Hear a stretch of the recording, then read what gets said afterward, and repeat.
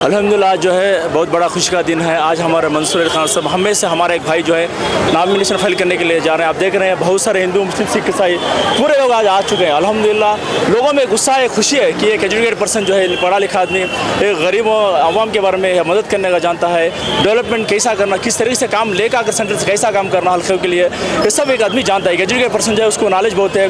आप जानते हैं गुलिस्तान तेलंगाना इलेक्शन में जो है हमारा मंसूर अली खान साहब जाकर बहुत मेहनत किए, बहुत काम किए, उनको तजुर्बा है किस तरह से काम करना, कहाँ से कैसा फंड लेकर आकर काम कर, आप जानते हैं। आज गुलिस्तान 15 साल से देख रहे हैं पीसी मोहन कुछ भी काम नहीं किया, कुछ भी डेवलपमेंट नहीं किया।